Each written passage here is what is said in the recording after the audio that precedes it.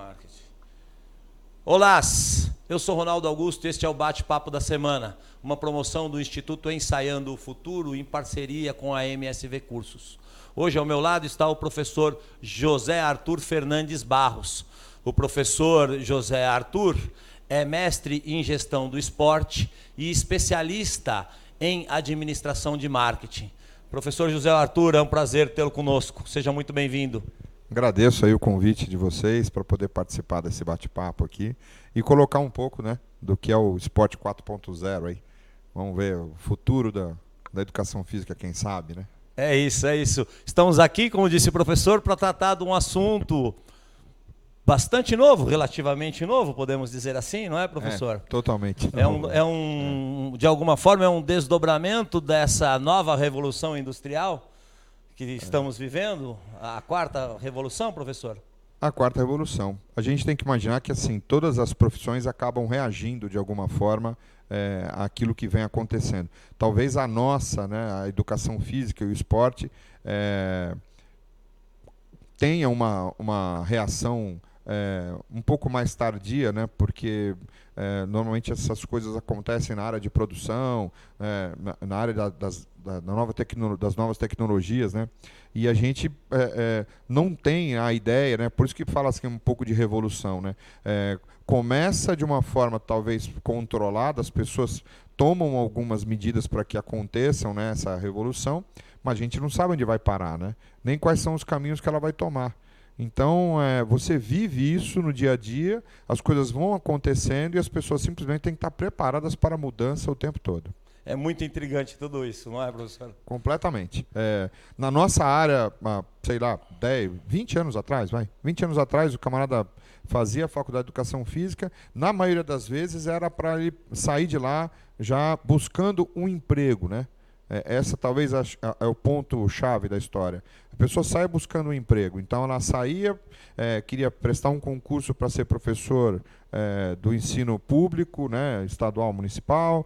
A pessoa saía querendo um emprego de técnico num clube esportivo para poder seguir ali uma carreira que sonhava, né, o que via desde criança ali, ou queria ser professor numa escola, né? Então essa era a grande chamada da época. Hoje, por exemplo, as pessoas falam, não tem, o mercado de trabalho já não está mais conseguindo assimilar todo mundo. Mas, ao mesmo tempo, você pergunta para o pessoal que está saindo da faculdade e eles falam, não, eu quero sair, eu quero ser personal.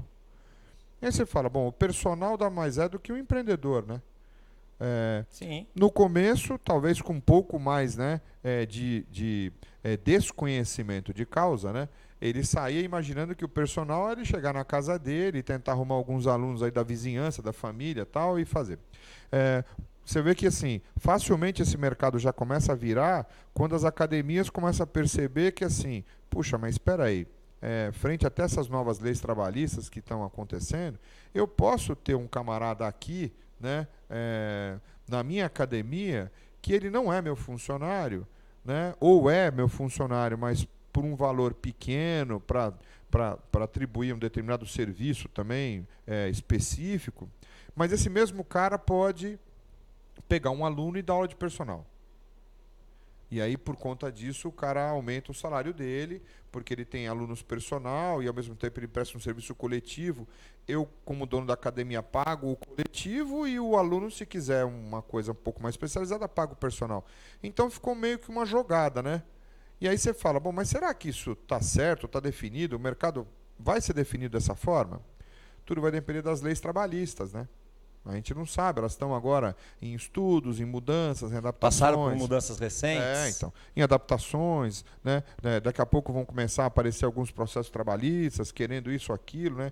E aí o mercado, por isso que eu falo, o mercado vai se ajustando. Vai se ajustando. Aquilo que a gente tinha, né? Nossa, a lei, né? A CLT, Consolidação das Leis do Trabalho, desde 1941 aí no mercado, né? Então, 50, 60 anos que estavam se baseando em cima da CLT, com as mudanças aqui da exigência do futuro, né, começou a ter aquela história do trabalho intermitente, aí eu posso ir lá 2 dias e ser funcionário, e aí não precisa mais de mim, tá tudo certo, mas eu continuo funcionário, aí eu volto daqui a 2 dias no outro mês e continua, tá tudo certo. Quer dizer, a gente não sabe onde é que vai parar isso, né? E o que isso daí vai ocasionar com relação à nossa profissão, né? Na área de academia, esse exemplo que eu te dei. Mas existem exemplos em todas as áreas, na área de esportes, na área de tudo. É tudo uma coisa ainda... Eu posso, né, depois que a gente parar aqui, fazer um encadeamento aí de ações que você vai ver que você pode ter 3, 4 professores de educação física prestando serviço para o mesmo fim e eles não estarem concorrendo um com o outro, né? É uma coisa maluca isso. E o empreendedorismo, goste-se ou não, parece que é uma saída para isso tudo, né? Com Agora, certeza. professor, nas últimas décadas o esporte vem ganhando um espaço significativo, tanto no âmbito social quanto no âmbito econômico. No âmbito social a gente consegue facilmente verificar, né, o esporte sendo usado como uma ferramenta de desenvolvimento social. A gente percebe o esporte sendo usado nos processos educacionais, até mesmo como promotor de saúde, de bem-estar. Né? Do ponto de vista econômico, a chegada e o desenvolvimento do marketing esportivo, a exploração do esporte como entretenimento, o surgimento dos mega-eventos esportivos. Né? Tudo isso, de alguma forma, criou um terreno fértil para uma indústria bastante especializada, né? Uma indústria que parece pensar desde o processo de criação de infraestruturas para a prática esportiva, né? Novos materiais para componentes esportivos, né? Equipamentos esportivos, até mesmo a prestação de serviço, chegando lá na academia, chegando no próprio personal trainer. É isso.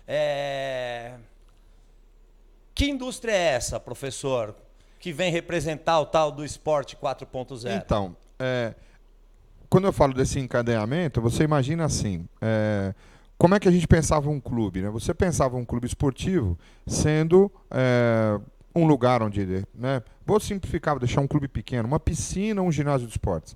Quando você olha aquela piscina, você já pensa, eu tenho que ter um técnico, eu tenho que colocar um técnico ali para dar treino para algumas pessoas, tal, que são sócias do clube e tal. Esse é talvez o pensamento antigo. E a gente percebe que esse modelo de clube esportivo, ele entrou em crise, né? Alguns grandes clubes, a gente não pode nem... Essa palavra crise está totalmente afastada, né? Lembrando que quando a gente fala crise, não necessariamente a palavra crise significa alguma coisa que está terminando, né? Ou que está acabando. Crise é um processo de mudança. É um processo de mudança, é um processo de, né, se recolher um pouco, reestudar e sair. De desenvolvimento, de crescimento. Sim, de novo planejamento, né, e desenvolver. De reorganização. Então, quando você pega o clube pequeno, esse está vivendo uma crise financeira. Ele não está mais tendo sócio e tal, mas ele continua tendo a piscina, então ele tem um equipamento, né? Ele tem um equipamento, mas ele não tem condições mais de contratar um professor. Aí eu falo, se eu for pensar dentro dessa nova visão 4.0, que as pessoas podem, né, o próprio professor pode se lançar ao mercado como empreendedor, se eu lá dentro do clube eu alugasse, por exemplo, 2 ou 3 raias, né, por 3 horas para um desses empreendedores levar um grupo de alunos lá para fazer aula de natação. Eu falo, bom, o problema do clube, de certa forma, está resolvido, porque durante a semana eu não tenho público, não tenho ocioso o equipamento, então estou colocando em uso e estou obtendo a arrecadação daquele equipamento.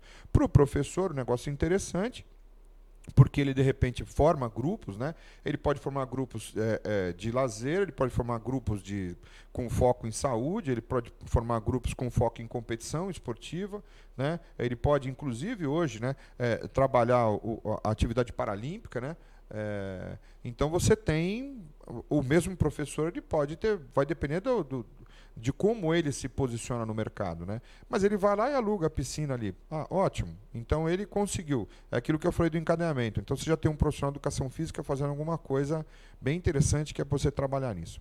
Você tem, por exemplo, a indústria do esporte, você pega as empresas que fabricam a raia, que fabrica lá, né, a baliza de saída, a que fabrica o cloro para fazer o tratamento da piscina, a que fabrica os equipamentos de treinamento, né, como touca de látex, como óculos de natação, né, como sungas, tal.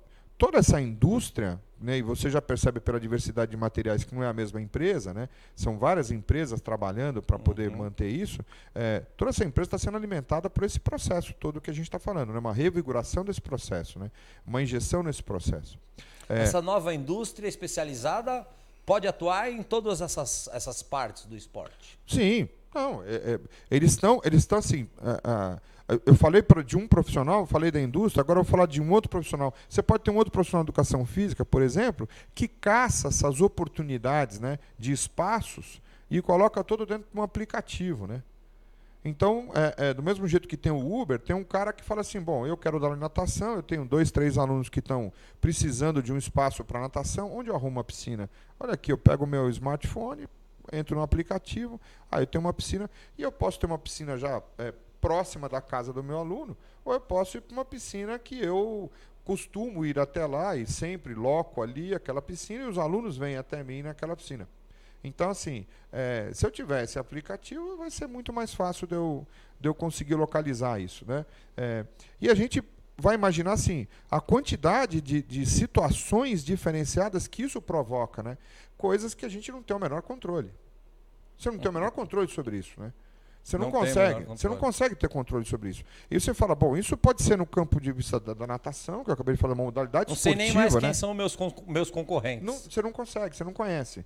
Né? Você simplesmente produz, você recebe, você está satisfeito com aquela tal produção, com aquele teu rendimento, e está tudo bem, muito bem, obrigado, e você continua fazendo. Agora, do ponto de vista de fundamentação, você, como profissional, vai ser um cara cada vez mais especializado, né?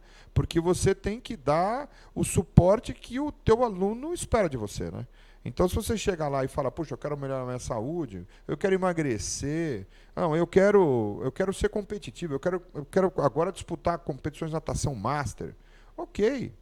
Agora, se você transforma e multiplica nas modalidades, nas diversas modalidades, você pode trabalhar com voleibol, com basquete, com handebol, com diversas. Aí você vai encontrar um outro impacto que ainda não apareceu no mercado, que é uma coisa nova. Que é aquela história de, hoje para você competir, né, com uma equipe de basquete, uma equipe de voleibol, você tem que competir de que forma? Você vai competir simplesmente se você conseguir inscrever a tua equipe numa entidade de administração do desporto, né? Seja ela, né, assim, do ponto de vista, assim, não gosto de falar legal, porque a gente fala legal e fala, puxa, então tem que estar dentro da lei. Não, dentro do ponto, a lei Pelé é uma, e a gente sabe que acontece uma outra certificação, que é aquela ligação com a Federação Internacional, com a Confederação, com o Comitê Olímpico e tal, mas você pode ter uma liga independente, né? E as pessoas vão lá, então um campeonatinho do bairro ali, da cidade, a gente está falando, sempre pensa em São Paulo, mas você pensar na cidade interior, você vai lá e se inscreve lá. Será que essa equipe esportiva precisa estar atrelada a um clube formal, um clube que tem todas as edificações e tal? Ou dentro desse processo que eu te falo de 4.0, não pode ser um clube que eu toco lá da minha casa, né?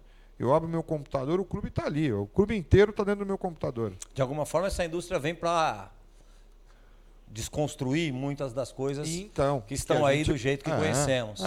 É isso mesmo. Então você fala, bom, no atletismo e na natação, até agora, ainda as confederações, né, não conseguiram chegar num acordo, embora na Lei Pelé já seja uma coisa, não obrigatória, né, mas você pode se inscrever de forma individual. Basta que as confederações aceitem isso. Elas até agora não aceitaram. Mas você imagina que se, por exemplo, você fosse se inscrever numa prova de natação de forma individual, você não estaria representando clube nenhum. Você estava representando o seu nome ou o seu professor. Aí eu, por exemplo, monto lá o Zé Arthur Swim Team. Ok. Então eu estou lá com a minha equipe de natação, né, que fui eu que montei. Eu não tenho nada. Eu não tenho piscina, eu não sei nem quanto cloro eu tenho que colocar dentro da piscina, mas eu tenho uma equipe de natação. E eu levo essa equipe para competir, Campeonato Paulista, Campeonato Brasileiro. Eu posso revelar um cara para ser um atleta olímpico. O que prende isso hoje? Nada.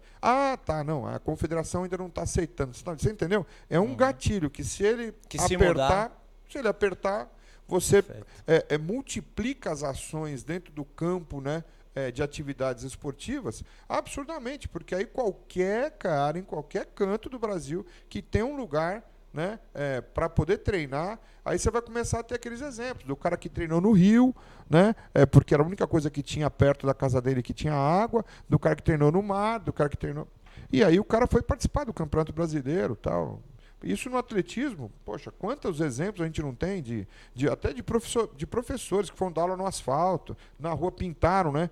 Pintaram a avenida na frente da escola, uma raia de 50 metros para ver se o aluno conseguia desenvolver e tal. Você imagina que esse professor, né, o 4.0, ele faz isso e ele vai competir com a equipe dele. Ele não precisa mais ter a licença da escola, não, ele precisa ter a licença do pai do menino, se for menor, né, para poder montar a equipe e ele lá representar aquele menino, o nome dele, ou então, né, de repente, o patrocinador dele, né? Que ele faz um naming rights ali, né? Ele coloca lá ó, o nome do patrocinador como sendo o nome da equipe, né? E já ganha um dinheiro do patrocinador para isso. E ele vai lá e leva. Então, assim, a quantidade de ações que podem ser multiplicadas, né, através desse pensamento, né, empreendedor, desse pensamento 4.0, que eu gosto de falar 4.0, por conta da Revolução Industrial, da quarta Revolução Industrial, completamente sem controle. Nós não sabemos onde ela começa, onde ela termina. Quer dizer, o começo já aconteceu, né? Deu-se um start, né? Na hora que hoje todo mundo tem um mini computador no seu bolso que te controla de todas as formas, né? Que são os seus smartphones. E você tem uma visão, a internet que te coloca em qualquer lugar do mundo, em qualquer... Hoje você não precisa mais pegar nada, não precisa nem perguntar, né? Parar o carro para perguntar para alguém onde você tem que ir, né? Não. Você vai lá, coloca o Waze, a pessoa só te dá... Onde você está? Me dá o endereço, eu estou em tal lugar, é como se fosse um código, né? Antigamente falava de latitude e longitude, hoje nem isso precisa mais. Me dá o nome da rua e o número, eu chego. Eu chego. Entendeu? Pois bem, professor, o que precisa ter em mente uma pessoa para fazer esse tipo de empreendedorismo, para se aventurar numa startup? O que ele precisa pensar, o que precisa ter em mente, quais são as novas competências para se atuar nesta área? Tinha uma máxima antiga que falava assim, o cara que é bom se estabelece, né? Então, se o cara for bom, ele vai se estabelecer no mercado. Poxa, que bom, né? Então, eu vou imaginar assim, eu vou entender que isso, que falava o cara que é bom, eu vou só transformar um pouquinho isso e vou falar assim, um cara que é especializado, ele vai permanecer no mercado. Então, o curso de graduação, que é um curso generalista, ele mais ou menos vai te dar, né, você faz 4 anos de estudo para ele poder te dar uma visão e talvez nessa visão do curso de graduação falar, olha, você vai ter competência para trabalhar aqui, ali e aqui. Ok. Depois que você fizer o curso, né, generalista, você vai falar, eu quero trabalhar com isso. Aí você vai ter que se especializar. Porque para você dar resposta para alguém que está lá fora, que vai tirar dinheiro do bolso, vai te pagar, você vai começar a entender essa relação muito próxima, né?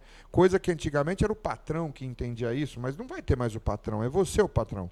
Então, assim, a pessoa vai querer que você dê conta de tudo. Para você dar conta de tudo, você tem que ser especializado. Então, a pós-graduação vai parecer... eu coloco assim como um requisito praticamente obrigatório dentro desse processo, né? Talvez não uma só pós, talvez uma pós, 2 pós, 3 pós. Aí aquele aluno, né, que a gente falava, o aluno do fundão, que não gostava muito de estudar, ele vai perceber que assim, se ele quer ganhar dinheiro, se ele quer trabalhar, ele vai ter que sair lá do fundão, vai ter que ir lá para frente, porque olha, eu fiz a graduação. Ele vai ter que arregaçar as mangas. Então, e graduação, amigo, pendura o diploma na parede, fica bonito, decorado, a família toda vê que você se formou, mas para o mercado de trabalho, no mercado de trabalho você não tem que ter diploma, você tem que saber. E o duro é que saber você precisa estudar. Então, assim, atrela as duas coisas, né? Saiba, estude e pegue o diploma também, a certificação. Tem que saber fazer e ser. Isso. Não é mesmo? Boa. Professor José Arthur, foi um prazer tê-lo aqui. Professor José Arthur tem aqui seu mais novo lançamento. É o livro de Gestão, Compliance e Marketing no Esporte. Não é isso, professor? É isso mesmo. É um livro editado pelo CREF de São Paulo. Isso, comemorando aí os 20 anos de criação do CREF, eles fizeram uma coleção, né, literária e foi lançado agora, né, no sábado, né, na Assembleia Legislativa. São 20 títulos, né? O nosso é o de número 5 aí. A gente costuma falar que assim, esse livro, na verdade, não é uma obra completa, né? Não tem como. Esse livro é uma introdução para aquele aluno de educação física que quer entender um pouquinho esse mundo dos negócios do esporte, entender como é que faz, como é que se toma decisão, como é que eu posso enxergar um pouco, como é que se a minha aula está indo bem ou não está, como é que eu faço para atrair, né, pessoas, né, atrair fãs para aquilo que eu estou fazendo. Esse livro é uma introdução, não é um produto acabado. Mas ele é uma proposta de discussão e reflexão também, tenho certeza. Sim, com certeza, com certeza. Professor José Arthur, foi um prazer tê-lo aqui. Muitíssimo obrigado. Há algum tempo nós gostaríamos de recebê-lo aqui. Você é uma grande figura. Tivemos a oportunidade de trabalhar juntos em outros momentos. Excelente e deixou sempre muita saudade. Muito obrigado. Legal, Ronaldo. Valeu. Este foi o bate-papo da semana com o professor José Arthur Fernandes de Barros. É isso aí, obrigado a todos e estejam sempre por aqui.